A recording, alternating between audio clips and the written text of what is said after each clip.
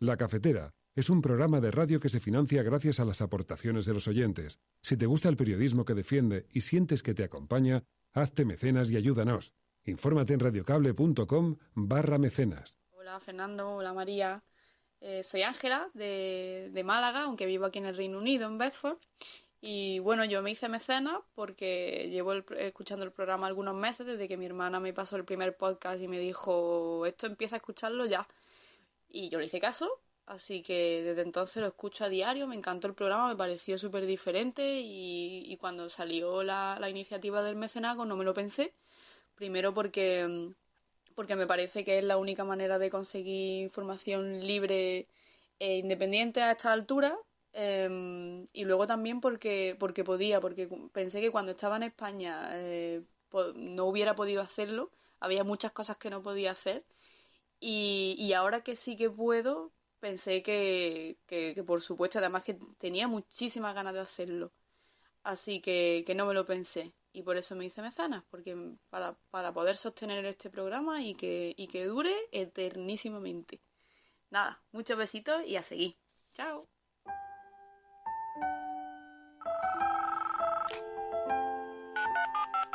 Son las 8:30 de la mañana. Las 7:30 en la Casa Museo de José Saramago, en Tías, Lanzarote. Buenos días, mundo. ¿Quieres un café? ¿Quieres un café?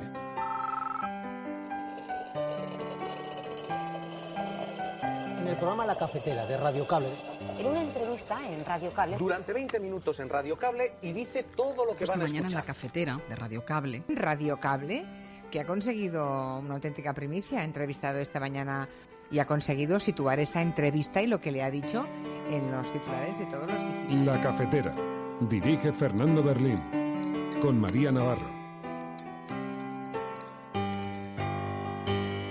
Mire, su primer error se llama Acuarios.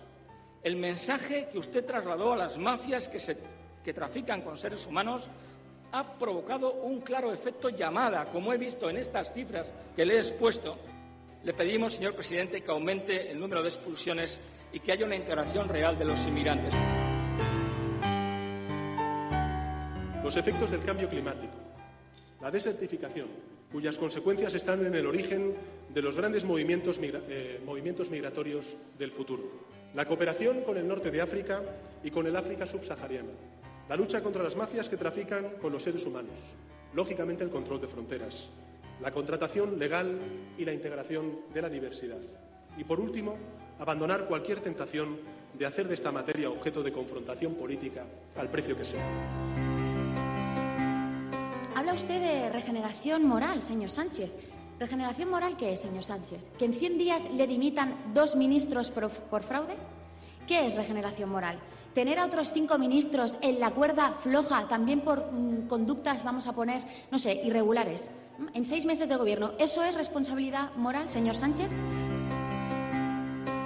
Dígame, señor Sánchez, ¿cree usted que ir a Barcelona a hacer un Consejo de Ministros en una fecha tan significativa para los catalanes y catalanas es un gesto conciliador? ¿Considera normal que para hacer este Consejo de Ministros, que se podría haber hecho en otro momento y en otra fecha, usted necesita la asistencia de 9.000 policías para celebrar un Consejo de Ministros? Normal, señor Sánchez, parece que este Consejo de Ministros y todo lo que hay a su alrededor no lo es.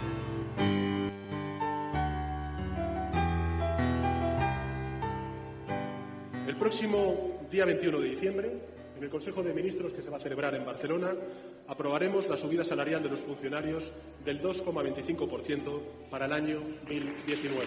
A esta subida se podrá sumar otra parte variable del 0,25% ligada a la evolución del PIB y otro 0,25% procedente de fondos adicionales.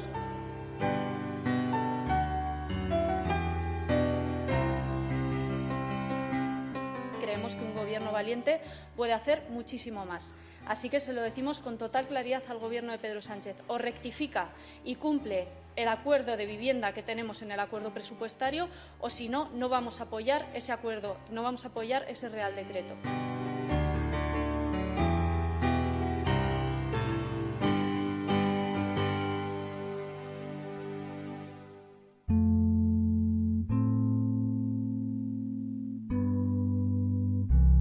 Buenos días, cafetera. Cuando quedan apenas 100 días para la salida del Reino Unido de Europa, nadie sabe con certeza el escenario al que nos enfrentamos. Ni nosotros ni los miles de británicos que viven fuera del Reino Unido. Es probablemente la mayor noticia, la noticia de más dimensión de las que nos rodean, y sin embargo hay una desidia absoluta.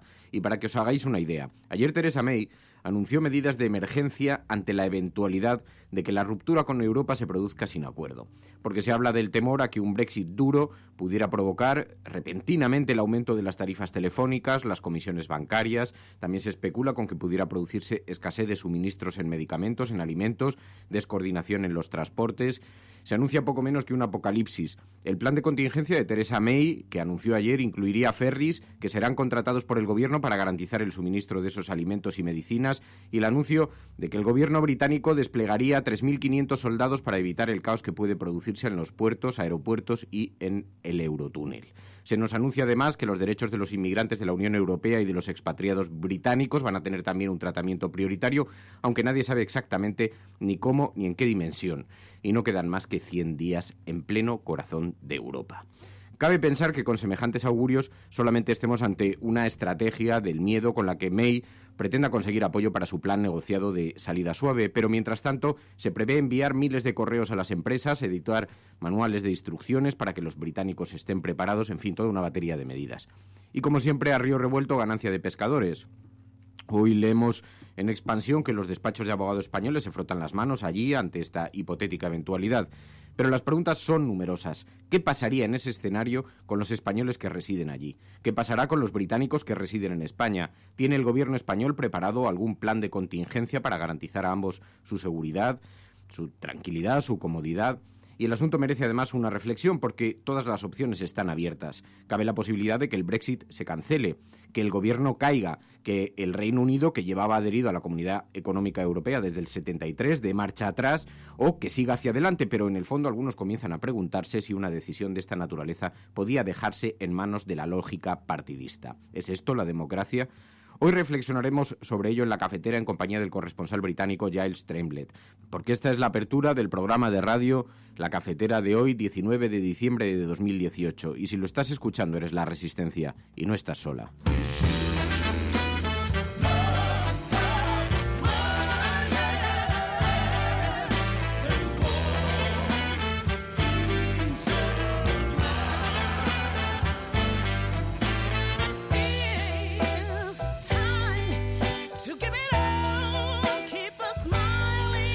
Buenos días, cafetera, bienvenidos una mañana más a este programa. Hablaremos a continuación de este asunto. Por eso hoy hemos elegido un hashtag, almohadilla, la cafetera, Brexilio, porque hay una gran preocupación entre aquellas personas que o bien han nacido en el Reino Unido y residen en el exterior, o bien españoles que están allí viviendo, pero no solamente, porque hay una incertidumbre extendida entre todos los extranjeros que ahora de pronto ven cómo sus derechos se ven amenazados o cuestionados por este cambio de estatus tan gigantesco y que además está en pleno corazón de Europa. Así que los augurios para la estabilidad tampoco es que sean muy positivos. Vamos a hablar hoy de eso, reflexionaremos con Giles Tremblett sobre este asunto, porque entre otras cosas también nos interesa saber si el gobierno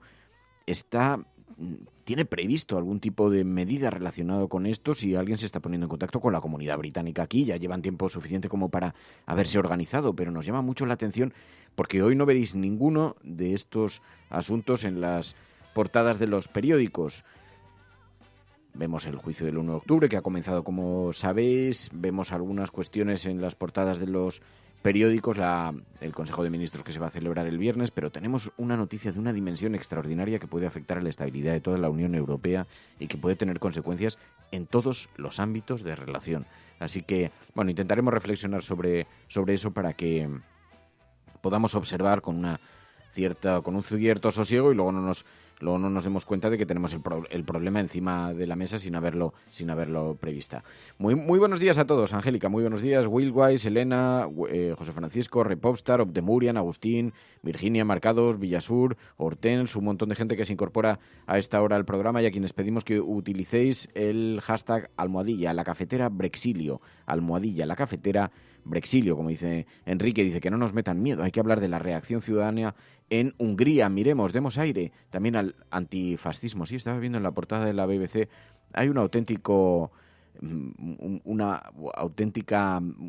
estado de no voy a decir decepción, pero de gran tensión en Hungría por una polémica llamada Ley de Esclavitud. Ha desatado las mayores protestas en Hungría desde el fin del comunismo. Hoy lo llevan en la portada la BBC. Es muy interesante que lo veáis porque es una nueva ley laboral del gobierno húngaro que permitiría que los empleadores puedan exigirles a sus empleados hasta 400 horas de trabajo extra al año. Y como resultado, la capital del país ha sido escenario de protestas multitudinarias porque los trabajadores consideran que la nueva reglamentación es casi una ley de esclavos. Tenemos desatada la polémica y como decía Enrique, como el fascismo, el nuevo fascismo, en el que también está relacionado lo laboral, la pérdida de derechos, cómo se va instalando, cómo va creciendo y cómo va intentando fagocitar algunas de las grandes conquistas. Bueno, pues de esto es de lo que hablaremos hoy en el programa, entre otras muchas cosas. Con María Navarro. Muy buenos días, María. Muy buenos días. ¿Qué tal estás? Bien, estamos ya en el Ecuador del fin.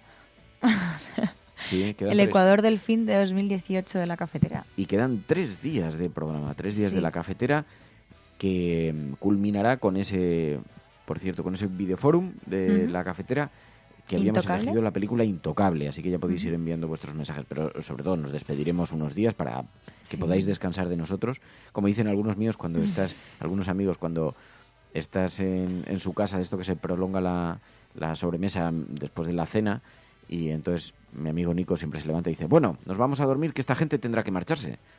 Pues igual. No, Pues, en realidad es para que nos echemos todavía más de menos. claro, pues nos vamos a marchar, que esta gente tendrá que descansar de nosotros.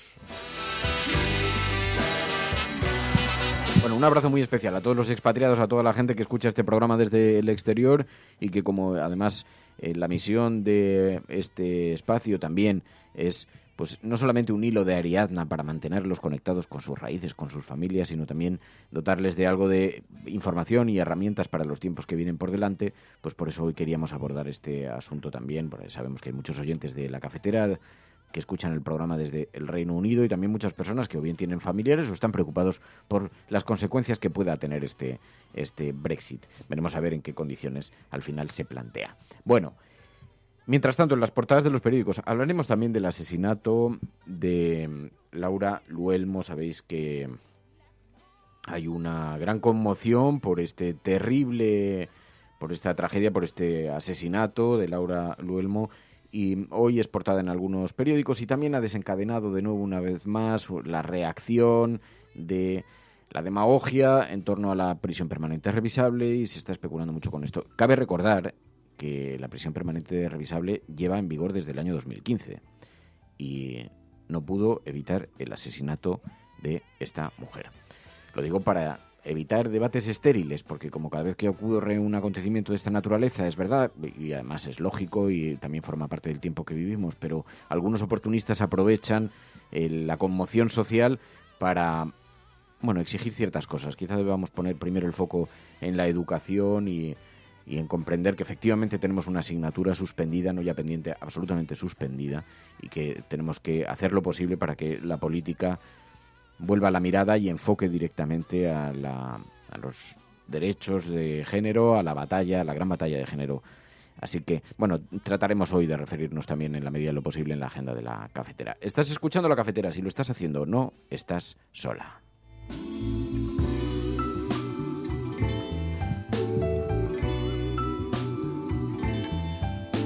Mientras tanto, por cierto, tenemos también las conversaciones, los intentos de acuerdo para conformar el gobierno de Andalucía el día 27 de este mes.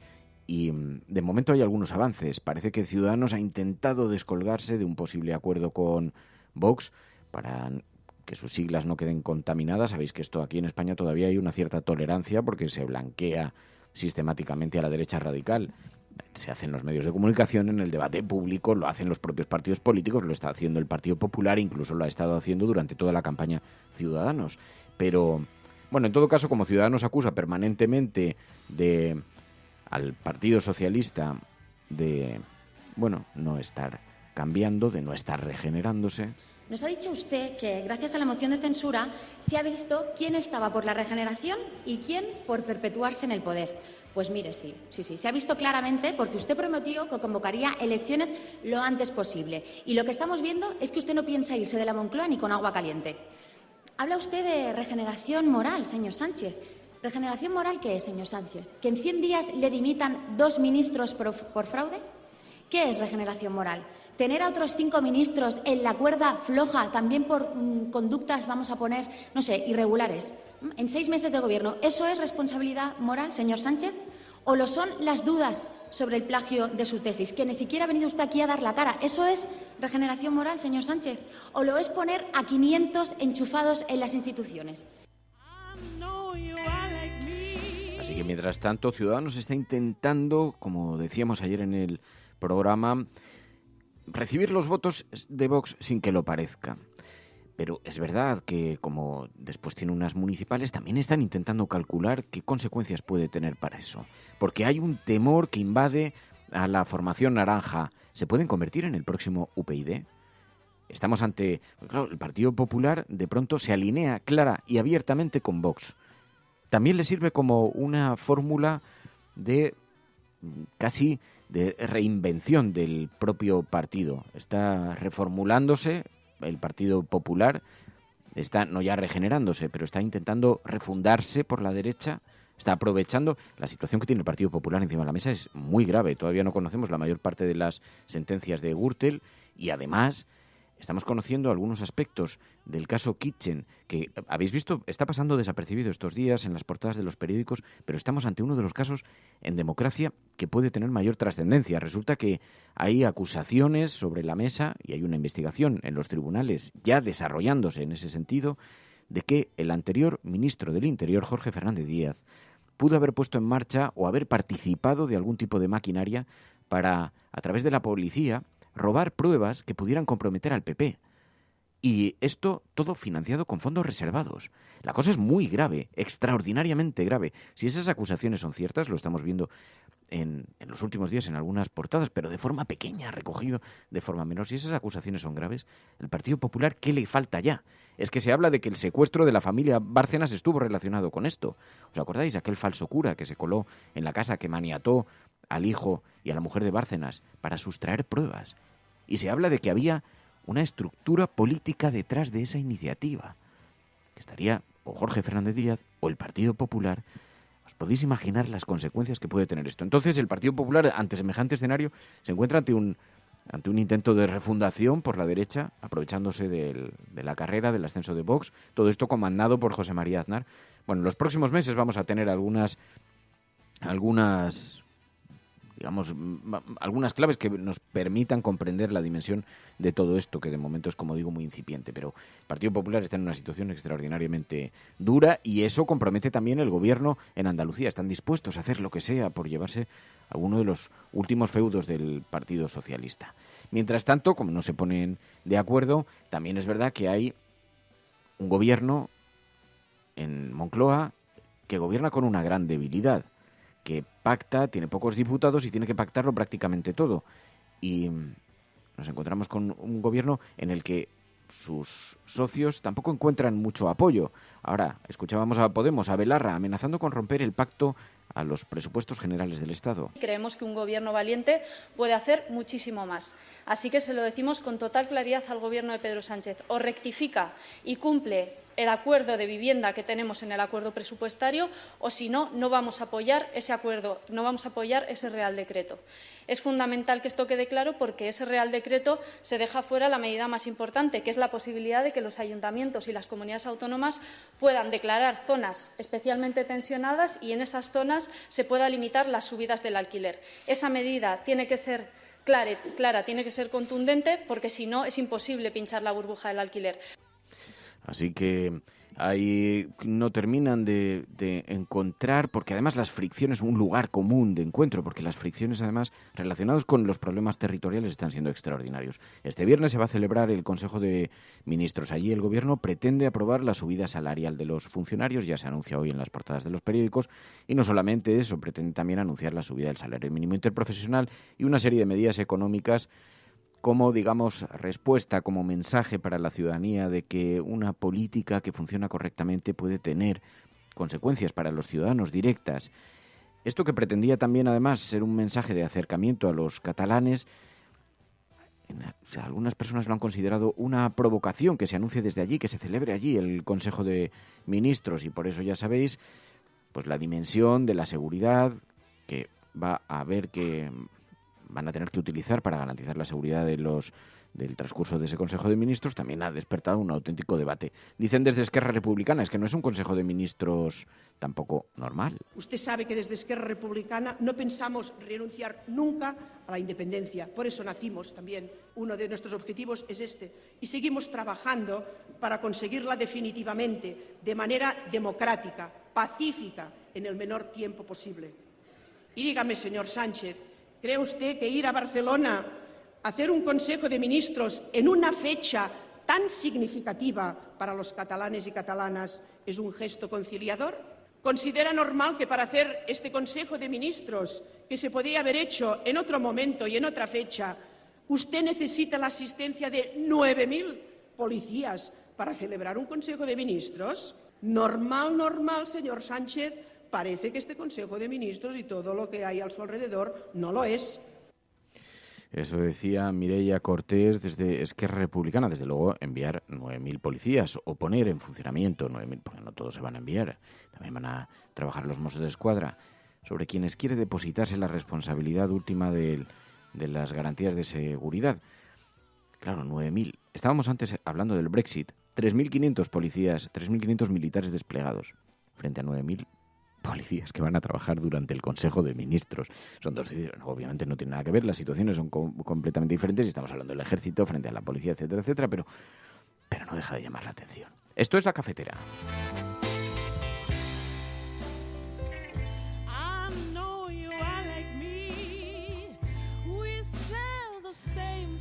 Y mientras tanto, ayer Marlaska le decía a Ciudadanos, Cataluña exige ser escuchada, y por eso ese Consejo de Ministros, y por eso en ese formato. Que desde que llegamos al Gobierno trabajamos para garantizar esos derechos y esas libertades.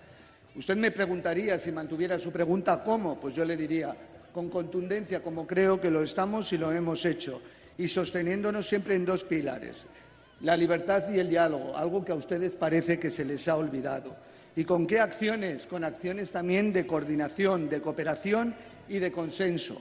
El consenso exige diálogo, no enfrentamiento.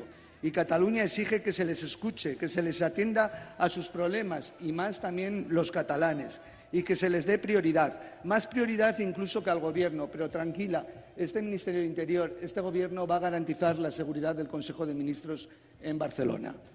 Por cierto que ayer también insistía Ciudadanos en que se prorrogue el 155. De hecho, ya se habla abiertamente de un 155 ilimitado, indefinido, que permanezca en el tiempo. Es decir, sustraerle a los ciudadanos su capacidad, su derecho más inalienable, la única gran base de la democracia, que es la participación democrática, elegir a sus representantes. Un 155 permanente pedían. Bueno, ayer, entre otras cosas, en el Congreso de los Diputados, como estamos escuchando, decía que hay una situación de insurrección, decía José María Aznar hace unas horas también, allí en Cataluña.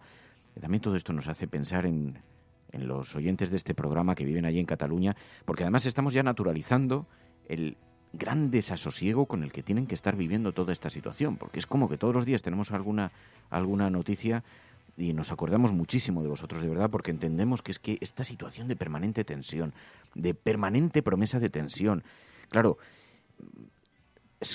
no parece difícil entender que haya gente que con 9 personas en prisión entienda, observe como una provocación la celebración de un Consejo de Ministros allí en Barcelona, dentro de que la legitimidad que tiene que tener cualquier gobierno, porque no puede parecer, esto no es Somalia tampoco es que haya territorios que estén al margen de la ley, pero el derecho a manifestarse de los ciudadanos, que se está poniendo en cuestión, se está poniendo en evidencia. Es que todavía hay quien cree que se debe evitar la manifestación de los ciudadanos. No, lo que habrá que evitar son, digamos, los comportamientos violentos, que precisamente además Cataluña no se ha caracterizado por eso. Pero bueno, el caso es que ayer Aitor Esteban le daba un buen repaso a Albert Rivera en la propuesta de Ciudadanos de aplicar el 155 en Cataluña. Decía, a ver si podemos escuchar ese audio, porque nos pedíais que insistiéramos en eso, y Albert Rivera, como está aludiendo a esto... ¿Dónde una actitud inmoral explícitamente antidemocrática en su opinión, sino que resulta gravísimo e intolerable una responsabilidad mayúscula? ¿Dónde lee esto en el 155?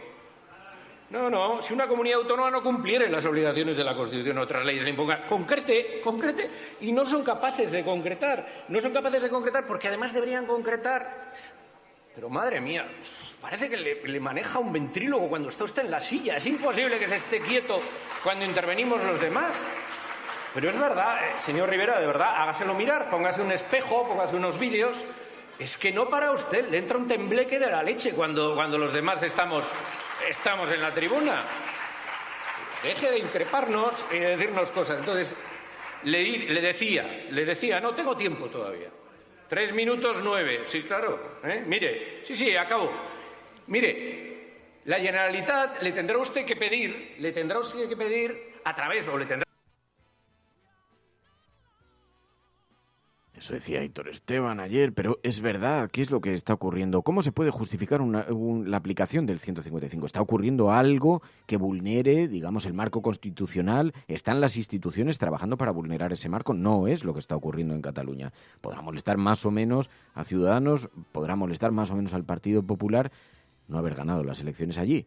Pero lo que no se puede es estar sistemáticamente utilizando un recurso como el 151 para poner en peligro y en cuestión el sistema democrático en Cataluña. Bueno, esto, claro, mientras tanto, pues allí vemos un lío monumental, pero Sánchez quiere contrarrestar un poco el discurso del pesimismo y de los agoreros, aprobando, entre otras cosas, la subida salarial de los funcionarios. El próximo día 21 de diciembre, en el Consejo de Ministros que se va a celebrar en Barcelona, aprobaremos la subida salarial de los funcionarios del 2,25% para el año 2019. A esta subida se podrá sumar otra parte variable del 0,25% ligada a la evolución del PIB y otro 0,25% procedente de fondos adicionales.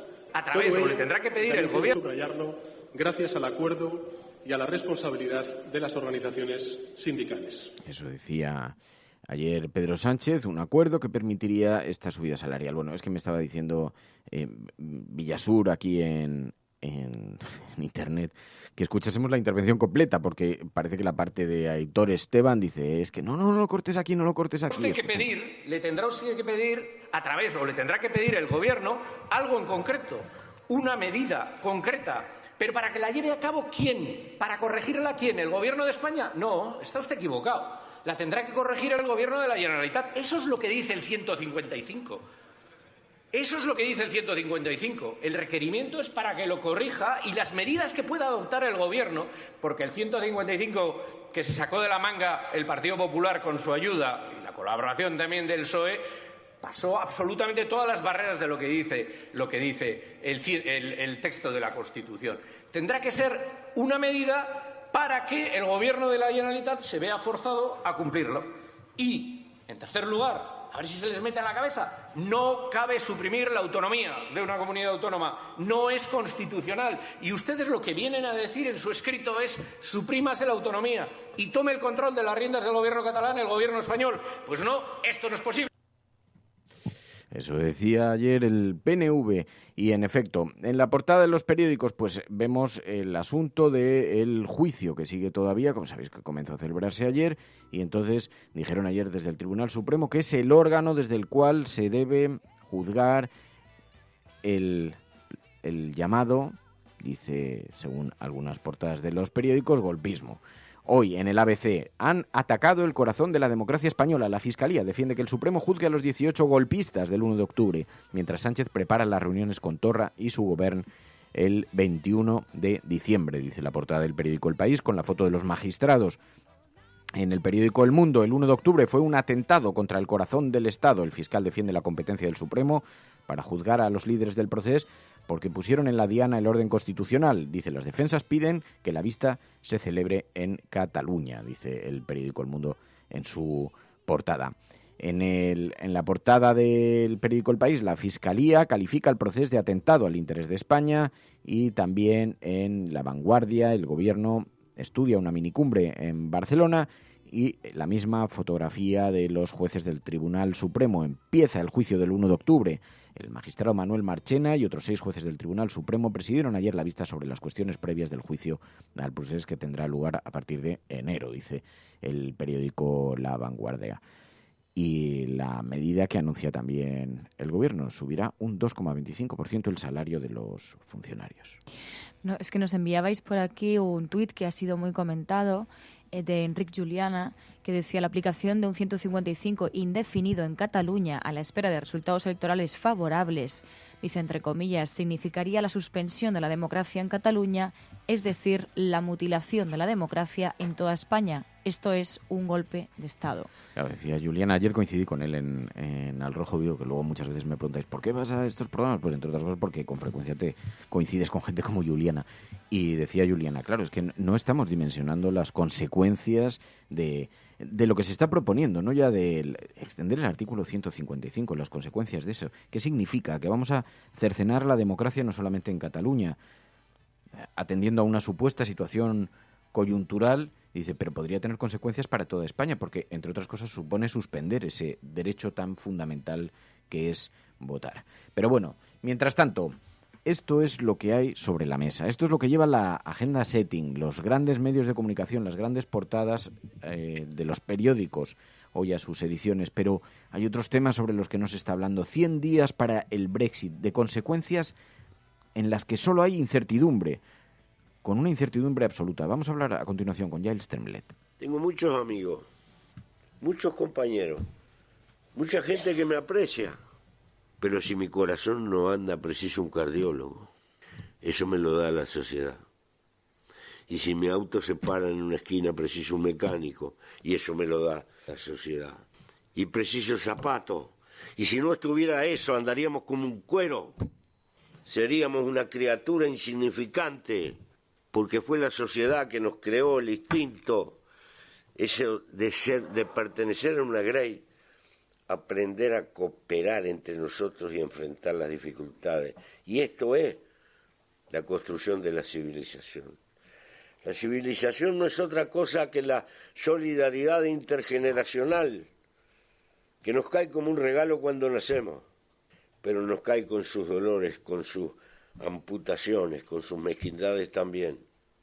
Y la lucha es eterna y permanente. Nunca vamos a llegar a un mundo perfecto. Vamos subiendo escalones. Pues os lo anunciaba hace unos segundos. Teníamos mucho interés en hablar con Giles Tremlett. Es un corresponsal británico, lleva más de 25 años en España. Giles Tremlett, muy buenos días. Hola, ¿qué tal? Buenos días. Bueno, estábamos viendo 100 días para el Brexit y una incertidumbre absoluta sobre las consecuencias. Tú has denunciado muchísima preocupación, habéis advertido también de la situación de inseguridad que crea para gente como tú, que lleva más de 25 años en nuestro país, ¿no? Pues sí, efectivamente, y no soy yo el único, ¿no? Somos 300.000 británicos los que estamos aquí en España, a lo cual podríamos añadir los 80.000 españoles o más que están en el Reino Unido, que en caso de un Brexit duro, de una salida sin acuerdo, pues pasamos a ser, en principio, casi inmigrantes ilegales, ¿no? El día después del Brexit, porque seremos gente sin estatus, que en principio pasamos de ser ciudadanos de la Unión Europea a lo que se conoce como ciudadanos de terceros países, con muy pocos derechos y muchas obligaciones con las cuales pues yo creo que muchos británicos no van a poder cumplir. Ayer vimos un anuncio de Theresa May que nos llenó de preocupación porque se habla de preparar un escenario ante una ruptura, la salida dura de la Unión Europea, en el que se habla de cuestiones relacionadas con la seguridad, el despliegue del ejército, con miedo ante escasez de suministros. ¿Tenemos que tener realmente preocupación ante estas eventualidades o crees que se trata más de un discurso interno porque caben otros posibles escenarios, por ejemplo, con que no termine de producirse el Brexit? Bueno, es muy complejo. Es una situación, yo diría que peligrosa, ¿no? En principio, nadie quiere llegar, menos los más duros y radicales del Brexit, nadie quiere llegar al Brexit duro. Pero parece que vamos a ir hasta el último momento. Este es un poco como el choque de trenes en Cataluña, que nadie creía que podía pasar y al final pasó, ¿no? Y aquí estamos ante un escenario que sería tremendamente dañino para el Reino Unido, para la Unión Europea y para muchísima gente, pero que sin embargo, hasta que no haya acuerdo, pues seguimos corriendo el peligro de una salida dura, ¿no? Ahí el problema de fondo es el Partido Conservador británico, que no se pone de acuerdo sobre lo que quiere, y la primera ministra está en una situación muy muy difícil, y yo creo que incluso le conviene a ella crear una situación un poco de histerismo y de pánico para luego persuadir a los suyos que es mejor su solución que la otra de un Brexit duro, ¿no? Y Giles, ¿crees que es posible que no se produzca el Brexit? He oído estos días, yo no pensaba que existía ese escenario, pero estos días en ámbitos políticos había quien especulaba con esa posibilidad. No, también esto es otra posibilidad, en parte porque la gran mayoría de los diputados en el Parlamento británico, que son los que al final tendrán que decidir, están en contra del Brexit duro. Y si la única opción es Brexit duro o no Brexit, pues es muy posible que ellos voten ya para cambiar toda la historia de los últimos 2 años y deciden parar el proceso de salida, lo cual se puede hacer porque hubo una decisión del Tribunal de Estrasburgo hace un mes que dijo que el proceso se podía parar.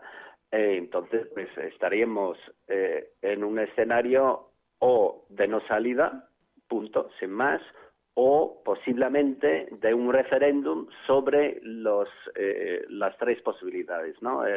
El Brexit duro, el Brexit blando, el del acuerdo o el no Brexit. Vosotros pusisteis en marcha una iniciativa que, entre otras cosas, perseguía que se pudiera dar una doble nacionalidad. ¿En qué quedó eso? Pues de momento ha quedado en nada. Está en un borrador de un presupuesto de ley, una propuesta de ley, perdona, que empieza a circular, empieza a haber un entusiasmo tímido, digamos, desde ciertos, sobre todo desde Andalucía y creo que también desde Valencia, porque esto es una solución que nos resuelve la vida a muchísima gente que hemos hecho, bueno, que nuestras vidas las hemos hecho aquí, nuestros hijos son gente nacida aquí, que quieren volver, se han salido a estudiar y que tienen el problema posible de no poder ni siquiera volver a sus hogares, y por lo tanto para muchísima gente sería una solución redonda, sobre todo porque es una solución ya disponible para los españoles en el Reino Unido. Se permite ahí, pero no para los británicos. Claro, creo que incluso tuviste algún encuentro con Margallo casual, que os encontrasteis en algún programa de televisión y cuando le planteaste esto desconocía completamente y sin embargo sí que sabía que su hijo había pedido la doble nacionalidad siendo español allí, pero siendo británico aquí en España no parecía que eso existiera como posibilidad, ¿no? No existe. Existe la obligación de renunciar a la nacionalidad británica, la cual hay mucha gente dispuesta a ello, ¿no? Pero nos crea problemas a la hora de lo que se conoce como la reunión familiar, ¿no? Si uno quiere cuidar de padres enfermos o si se tiene que ir al Reino Unido para pasar un tiempo ahí y pasa a ser, de hecho, para cuidar a unos padres ancianos, si uno ya es español, pues en un escenario post-Brexit pues ya tiene menos posibilidades de poder volver incluso al Reino Unido y viceversa, ¿no? Entonces crean unas situaciones familiares realmente difíciles y creemos que es una solución justa, sobre todo porque ya es la solución que está disponible para los españoles que lleva más de 5 años en el Reino Unido y para mucha gente que lleva aquí 25 años, con familias, con hijos nacidos aquí, que también todavía ostentan la nacionalidad británica, pues esto sería una solución magnífica. Pero esto, claro, depende de la voluntad de los partidos políticos y en eso estamos. Claro, tú llevas más de 25 años en España, pues, trabajando como corresponsal para medios como The Guardian o The Economist, medios muy importantes. ¿A qué proceso te tendrías que enfrentar si quisieras pedir la nacionalidad? ¿Tú tienes acceso a la nacionalidad de forma inmediata o tienes que entrar en un proceso? No. Si yo la nacionalidad española la tengo pedido, pero hay un atasco terrible ahora en justicia y se tarda 3 o 4 años.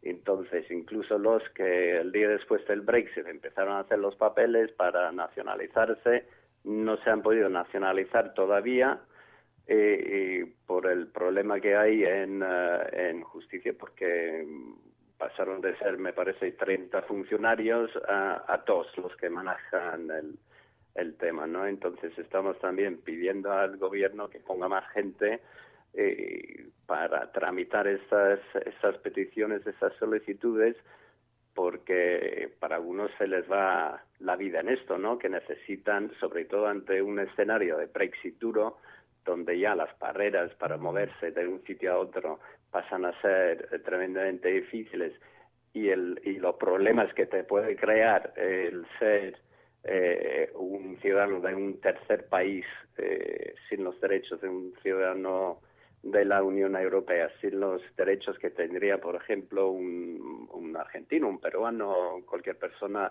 que venga de Sudamérica, donde hay acuerdos bilaterales, ¿no? Se pasa a ser pues el mismo estatus que mucha gente que sí que se consiguen establecerse aquí en España, chinos o marroquíes o otra gente, pero es difícil, hay que demostrar una cantidad de ingresos que algunos no tendrán y se complica todo muchísimo. Y luego está la dimensión social, porque hay muchos oyentes de este programa que viven en el Reino Unido, que son españoles, que están allí expatriados y que nos escriben con mucha preocupación porque ¿cómo lo ves tú como persona con raíces inglesas, británicas? ¿Cómo observas tú? Porque al final el mensaje, lo que ha dado la impresión es que perseguía aún nosotros los británicos primero y que parte de la ruptura con la Unión Europea tenía que ver con eso, ¿no?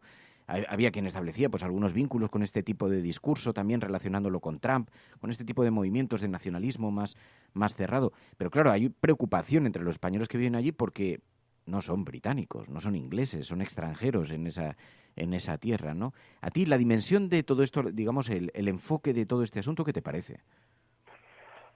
Pues a mí, como británico, me preocupa muchísimo, ¿no?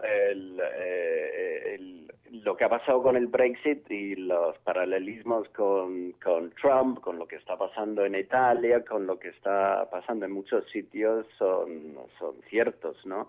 Es una especie de caja de Pandora, ¿no? Se ha abierto y ahora salen pues todos los xenófobos o los racistas.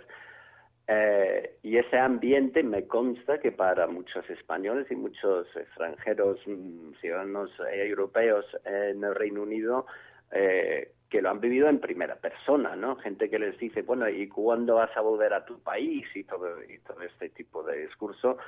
que menos mal, y he de reconocerlo, no nos pasa a los británicos aquí en el Reino Unido. En España nadie, que yo sepa, nos ha dicho esto, ni siquiera Vox, ¿no? Entonces esto sí que me preocupa muchísimo.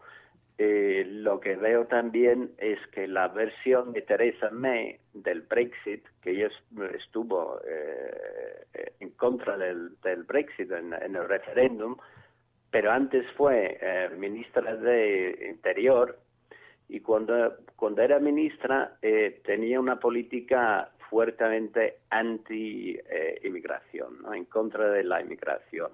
Y lo que estamos viendo en lo que es su versión del Brexit, lo que ella quiere para después, se nota que es, en el fondo, su versión del Brexit es una versión que va en contra de la migración, que esa es su lectura de lo que es el Brexit, que encaja, me parece, con su visión personal del asunto. Y eso es muy preocupante.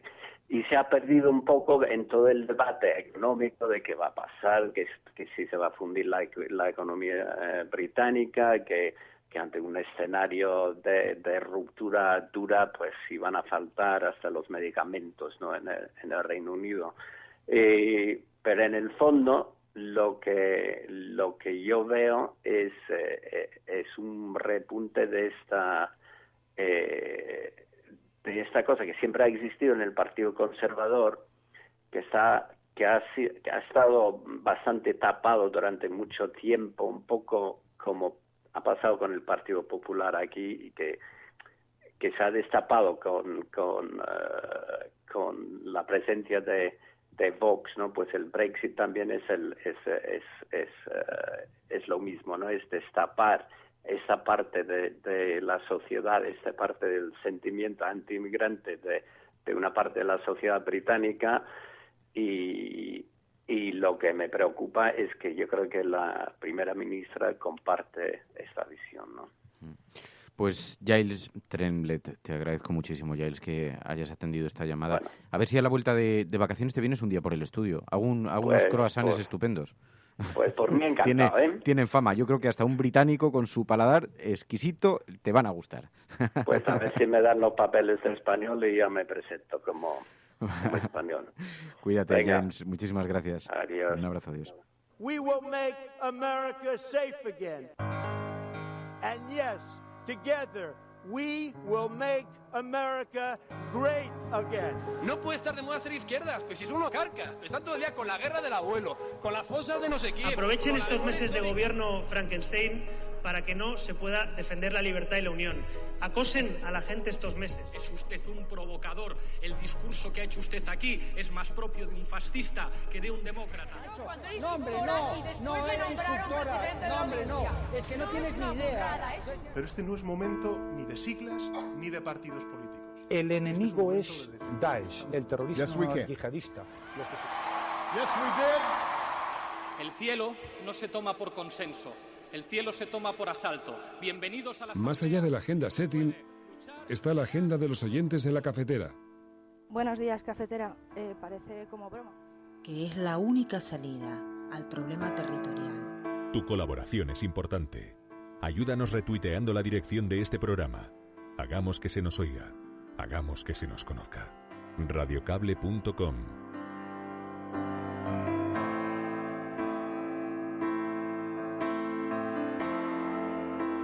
Libre te quiero, como arroyo que brinca de peña en peña, pero no mía. Grande te quiero como monte preñado de primavera, pero no mía. Buena te quiero como el pan que no sabe su masa buena, pero no mía. Alta te quiero como chopo que en el cielo se despereza, pero no mía. Blanca te quiero como flor de azahar sobre la tierra, pero no mía ni de Dios, ni de nadie, ni tuya siquiera. De Agustín García Calvo. Libre te quiero.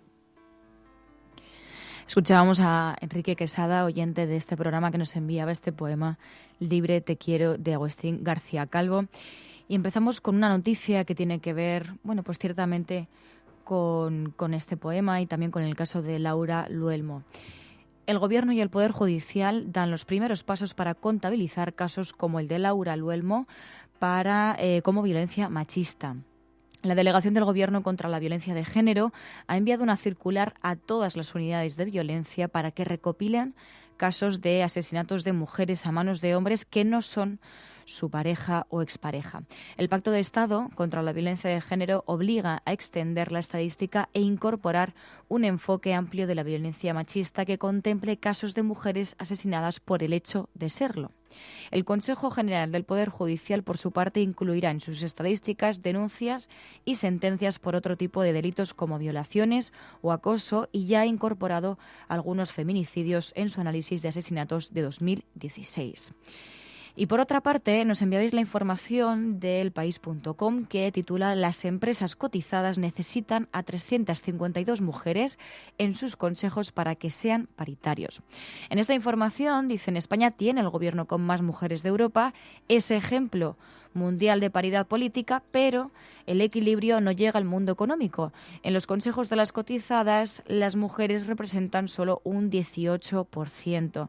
Para alcanzar la paridad, una presencia femenina de al menos el 40%, las firmas españolas de la bolsa deberían sustituir a 352 altos ejecutivos varones por mujeres, según un informe publicado en FEDEA, que recomienda una política de cuotas obligatorias, como las que han funcionado en Noruega e Italia, porque dicen, al ritmo actual y sin medidas específicas, España necesitaría más de 20 años para alcanzar esa paridad. Déjame que haga aquí un pequeño paréntesis porque me ha llamado mucho la atención la polémica en torno a la muerte de esta joven, de Laura Luelmo, que ha desatado toda una auténtica bronca política porque algunos oportunistas, hemos visto como la derecha radical, estaba aprovechando para pedir mayor dureza en las penas. Claro, aquí parece haberse olvidado en este país que, lo decíamos al principio en el programa, que la cadena perpetua revisable está en vigor en España desde el año 2015. Estaba ya en vigor. Y eso no ha evitado, como muchos advirtieron ya entonces, no ha evitado que una nueva mujer sea asesinada. Y no lo ha evitado porque el problema es mucho más transversal. Es un problema de mucho mayor calado que la revisión de las condenas o que las condenas en sí mismo tiene que ver con una fiscalización que tiene que hacer la sociedad sobre todos los procedimientos, no solamente sobre las leyes, sobre todo su sistema educativo, sobre el respeto y la tolerancia. Tiene que hacer una revisión de principios que van desde los pies hasta la cabeza. Y mientras eso no ocurra, ninguna medida aislada por sí sola va a poner fin a una lacra que nos acompaña desde hace décadas en este país, sino más tiempo. Pero claro, vemos que hoy, por ejemplo, es utilizado por todos los oportunistas. Hemos visto cómo Vox está publicando algunos tuits aludiendo a la ineficaz ley contra la violencia de género, de Zapatero, de los socialistas, de la derechita cobarde que ellos llaman, en fin, intentando hacer una enmienda a la totalidad de todo. Y lo dice Vox, que está permanentemente cuestionando esta gran batalla que están librando las mujeres. Y a cuenta de eso hemos visto que se ha producido algún debate en Twitter. Yo me callo ya, pero me ha llamado mucho la atención porque había gente más escandalizada por la generalización, porque había quien decía, mientras los hombres nos sigan matando, y entonces alguien ha contestado diciendo, bueno, resulta que estás más escandalizado porque se generalice que porque haya muerto una mujer. Algo nos debe hacer preocupar, esto algo nos debería hacer revisar como sociedad, porque si veis los hilos de Twitter, una vez más nos volvemos a encontrar. ¿Qué es lo que ocurre cuando emergen fenómenos como Vox? Que se envalentona el discurso. Y que algunos que no se atrevían a levantar el dedo, ahora se les llena el pecho, se les hincha, y entonces los voceras de las tabernas surgen ahora gritando y presumiendo de machismo. Es una auténtica vergüenza. El oportunismo con el que se manejan cosas como esta, ya no voy a hablar de los programas que están pasando estas imágenes y además ya en cosas absolutamente lamentables, que si la Guardia Civil o la policía está trabajando y 2 horas con las mismas imágenes del lugar donde ha fallecido en una sucesión permanente de descripciones completamente morbosas y carentes de utilidad ninguna, ni para la sociedad, ni desde luego para la familia de esta mujer asesinada, ni para el combate contra la violencia de género, ni para nada parecido, simplemente para la búsqueda de la permanente audiencia en los medios de comunicación. Da profunda vergüenza el espectáculo al que asistimos cada vez que ocurre una tragedia de esta naturaleza, en lugar de centrarnos en el debate técnico, político, con cifras, con expertos, con conocimiento, con gente que sabe en qué casos y en qué no reales podemos basar las sentencias, en la reinserción o no, qué podemos esperar de la sociedad, en qué ejemplos nos podemos medir, y todo por boca de expertos, ni de tertulianos, y lo digo yo, que acabo enfangado en algunas de estas conversaciones en otras ocasiones, ¿no? Pero produce verdadero bochorno, sinceramente, verdadero bochorno, ¿no? Y la utilización que están haciendo algunos medios y también los propios ciudadanos, porque se ven algunos debates en Internet que es que no merecen más que directamente el bloqueo, porque es que hay cuestiones ante las que no se puede debatir y no hay debate posible, ¿no?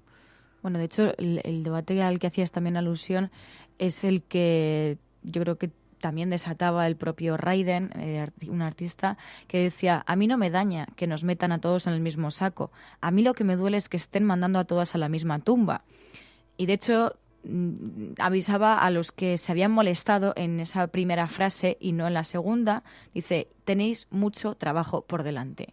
Bueno, esperemos que la sociedad vaya avanzando a pesar de esas personas que nos quieren llevar a una involución democrática y de derechos.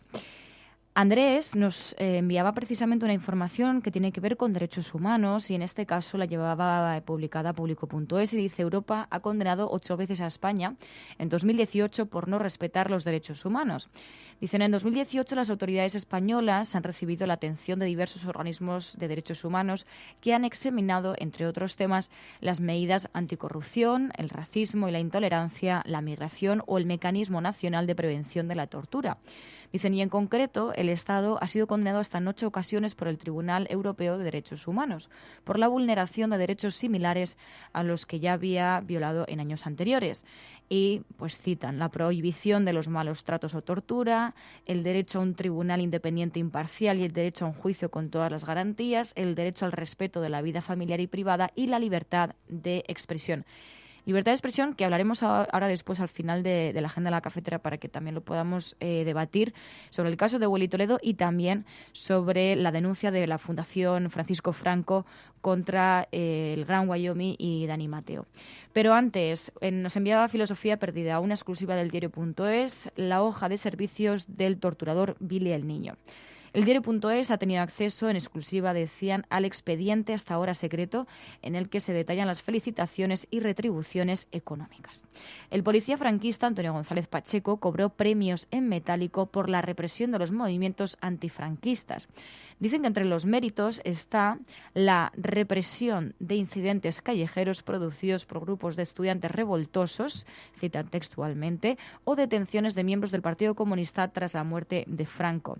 También explican en esta información que el 25 de septiembre de 1975 este agente denunciado por torturas adelantó 500 puestos en el escalafón que le han sido concedidos por méritos. Y también una información que nos envía el Tuerti, que nos enviabais también varias de vosotras, tiene que ver con el caso del juez que requisó los móviles a los periodistas de Mallorca, que será investigado por prevaricación. El Tribunal Superior de Justicia de Baleares ha admitido a trámite la querella de 2 periodistas y sus empresas contra el juez de instrucción de Palma, Miguel Florit, que la semana pasada ordenó requisar los teléfonos de los informadores para investigar la filtración de un informe en el caso Cursac.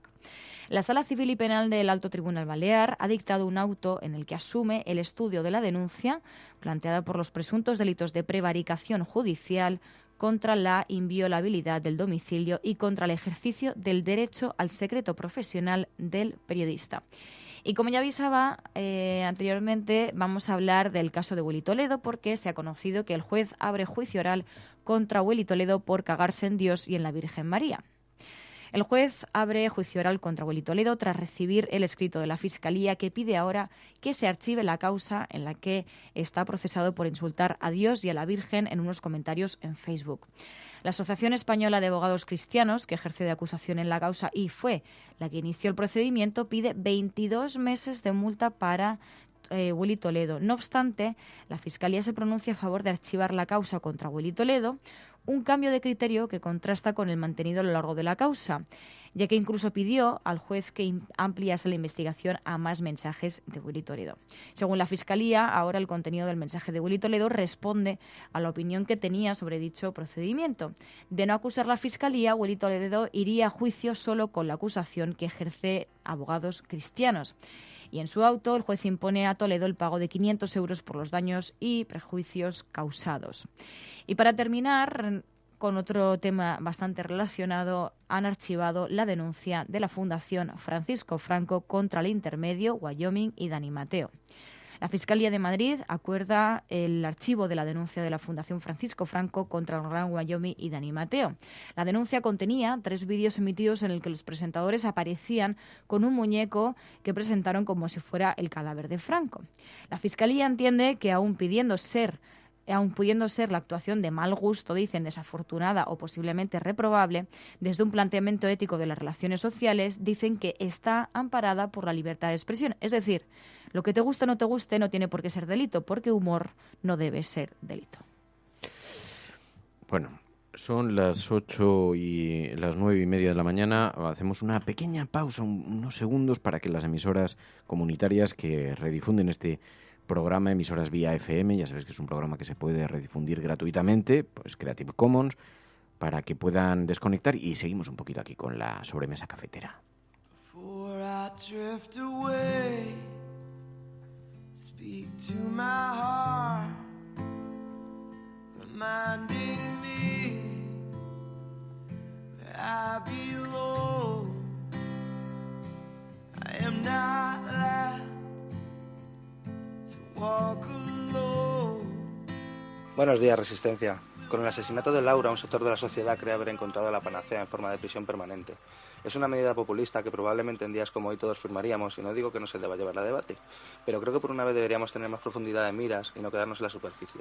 No se trata de ganar la batalla del hoy y de la hora, porque no dejan de ser parches. No queremos únicamente encerrar a los violadores del hoy, queremos evitar los violadores del mañana, y para ello es fundamental invertir en educación, para inculcar en la sociedad valores tan básicos como el civismo, el respeto, la igualdad, la integridad, pero también la integración, la diversidad y la pluralidad. Un saludo, cafetera. Estáis haciendo mucha alusión, muchas menciones al anuncio de Campofrío. Ha habido mucha polémica con el anuncio de Campofrío. He visto la polémica, no he visto el anuncio. Como un buen número de los oyentes, porque estoy viendo que preguntáis y decís, oye, ¿pero qué es lo que...? Y nos lo envía Carmen Fernández. Hay gente que dice, no, me niego a verlo. Vamos a ver, ¿cuál es la polémica esta? Pues ¿tú lo has visto? Yo he visto el anuncio. Lo que no tengo muy claro es en torno a qué gira la polémica. Sí que había algunos tweets... pues aludiendo un poco a la hipocresía, tal, pero... Vamos a escuchar. Sí. Hoy en día hacer un chiste sale tan caro. No puedo. Que es un lujo que muy pocos se pueden permitir. Buenos días. Bienvenida, ¿en qué podemos ayudarle? Venía a comprar un chiste. ¿Es para una ocasión especial? Hombre, hacer un chiste no es algo que uno pueda permitirse todos los días. Cierto. Acompáñenos, por favor. Aquí tendríamos la sección de bodas, cenas de empresa. Aquí entramos en tema funerales. Estos salen carísimos. No llevéis merienda, que ya tenemos fiambre. Me lo llevo. ¿Chistes de exhumaciones tienen? Es que este año ha salido muy bueno el género. Ya se han agotado. Vaya, pero que al menos los chistes sí que sepan dónde meterlos. ¿Esto cuánto cuesta? ¿Un chiste sobre la monarquía y siendo periodista? Hombre, el empleo lo pierde seguro. Eso es mucho. Señor, piense que los chistes sobre feminismo salen muchísimo más caros. Carta de noche directamente puesta, vamos a ver. Pero ¿cuántas cuotas me quedan por pagar? Es que me vais a arruinar. Señor Bodegas, yo creo que el cálculo está bien, pero si quiere lo vuelvo a mirar. Estáis muy subiditos estáis. Queríamos llevar estos chistes de payo. Ole. Lo de ese muchacho. Hola, guapo, ¿qué tal? Lo voy a pagar yo. ¿Puedo pagar en oro? Muchísimas gracias. Nada, espero que vuelva pronto. Un placer, de verdad. Ni caso, son los ofendiditos. Ya se les pasará. Disculpe, pero este chiste no se puede devolver. Está perfectamente, lo que pasa es que le ha dado un mal uso. ¿Usted ha querido mandar el meme de este chico también criado al grupo de WhatsApp de amigas salerosas, pero se ha equivocado y le ha enviado amigas salesianas. Es que tenía que haberlo probado antes.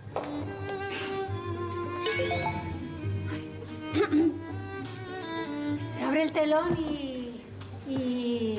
Bueno, un 5% de aceptación.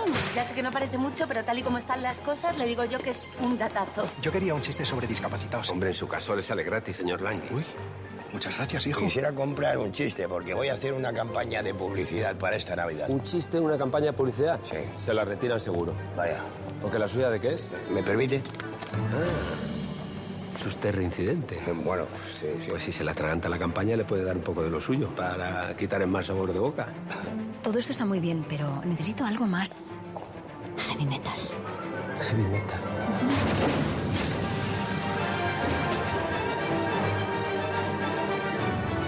Me encanta. ¿Pero qué precio tiene esto? ¿Renunciar a lo que somos?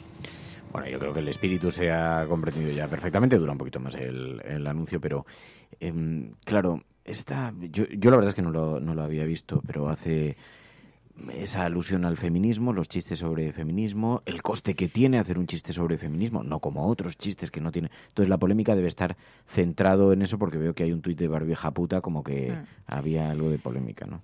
Claro, a ver, decían que como puede ser que un chiste sobre feminismo digan que sale más caro cuando no es así, ¿no? Decían, estoy viendo el anuncio de Campofrío, decía Barbija puta, voy por la parte donde dicen que hacer un chiste sobre feminismo sale mucho más caro que hacer un chiste sobre la monarquía, y ponen a una mujer diciéndolo.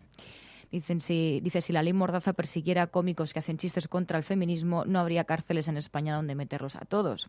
Y también pues había por aquí otra alusión que decía Magdalena Proust, que también tenía bastantes retweets. Dice, los chistes sobre feminismo salen más caros que los chistes sobre la monarquía. ¿Para qué necesitamos a Vox teniendo artisteo progre español protagonizando anuncios de Campofrío? El caso es que la polémica ha venido por ese tipo de... por ese comentario. Comentario. Pero claro, dice Melatonina en los comentarios aquí en el programa, dice, los chistes hacia los demás hacen un montón de gracia, pero cuando le afectan a uno ya no es tanto, es lo que pasa. Yo no sé, porque ¿dónde están los márgenes del humor cuando las cosas afectan? Debe un anuncio de publicidad que está bromeando con esto, debe un anuncio moderar los equilibrios sobre qué cosas son más ofensivas, qué cosas son más... El debate que se ha establecido es formidable, ¿no? Pero... claro, los límites del humor. Pues mira, no lo había visto, pero os agradezco que nos lo hayáis... a ver, sobre todo porque sí que es verdad que por hacer chistes de la monarquía, pues te pueden llevar a juicio, pero no hemos visto todavía ningún caso. No, desde luego si el comentario sale más... Es que yo no estaba tan atento. Por los que vayas a juicio, ¿no? Entonces, bueno, a mí son detalles que es verdad que lo vi de manera muy rápida, pero es verdad que ha generado muchísima polémica justo ese comentario.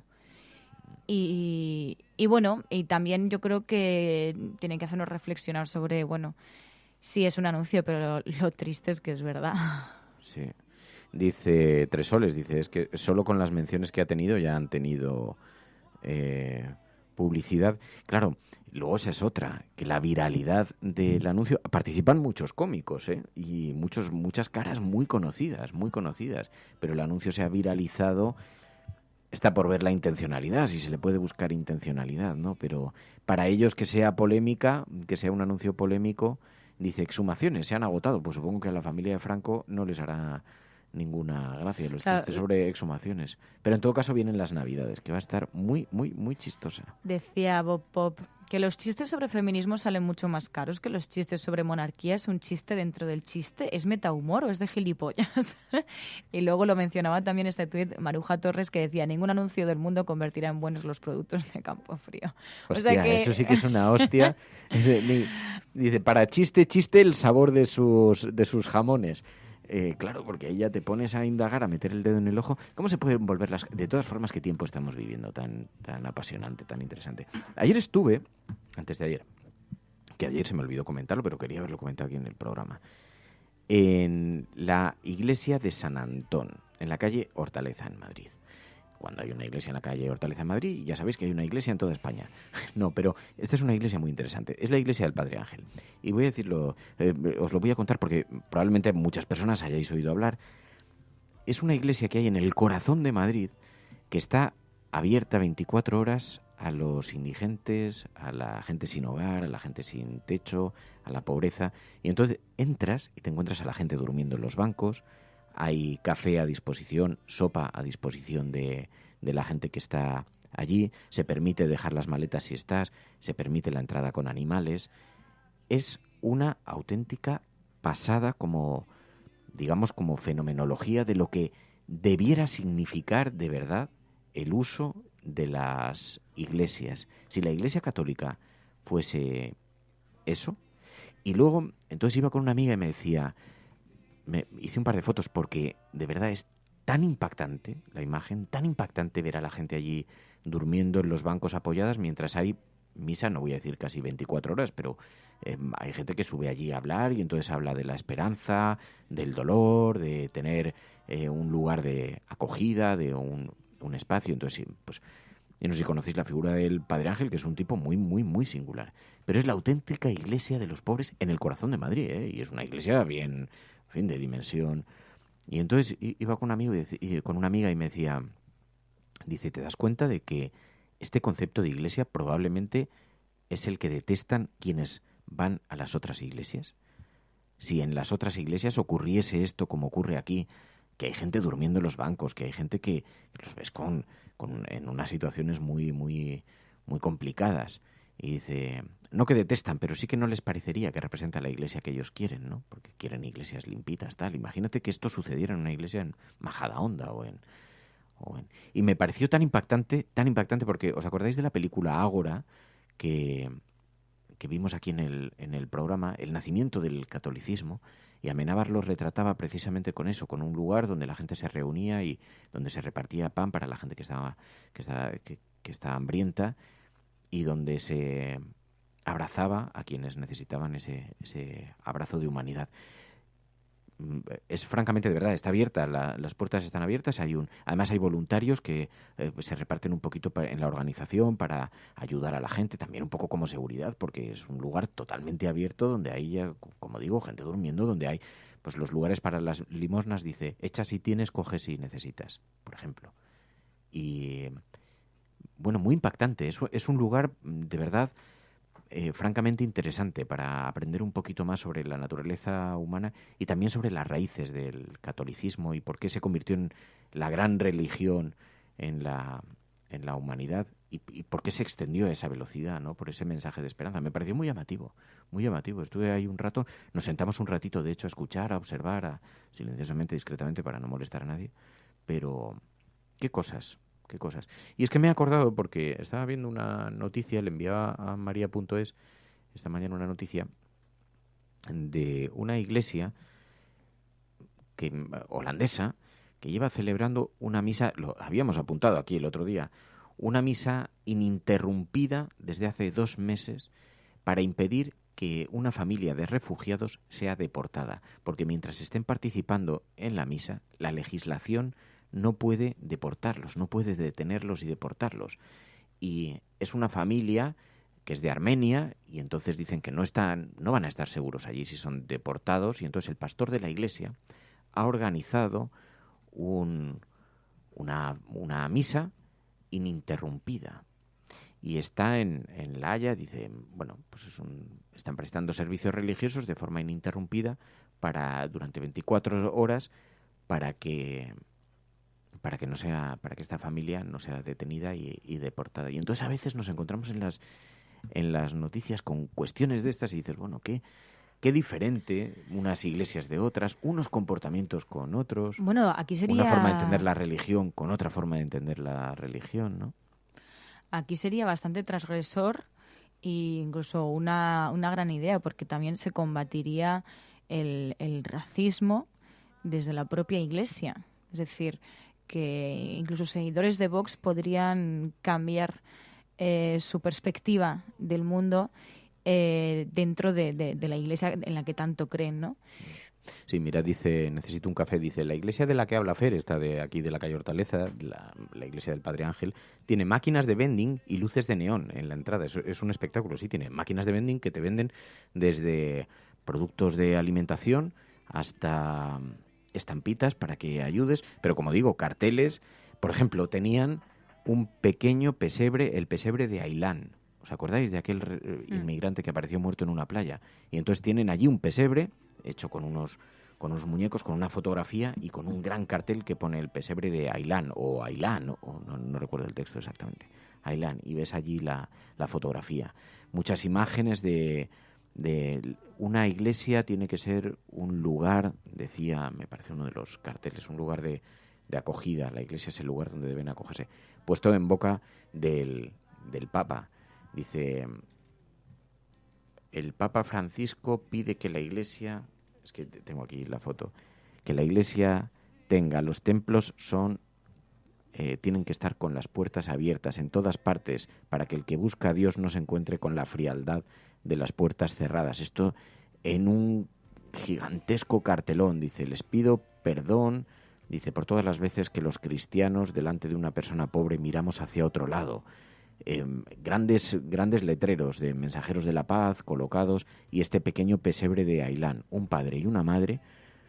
El Belén de 2018 en la iglesia está dedicado a Ailán, un padre y una madre con el niñito. ¿Os acordáis de esa fotografía que fue tan característica, con el niñito tumbado muerto en la playa y un padre y una madre mirándoles desde arriba? Y ese es el pesebre que han organizado en esta iglesia, en el corazón de Madrid.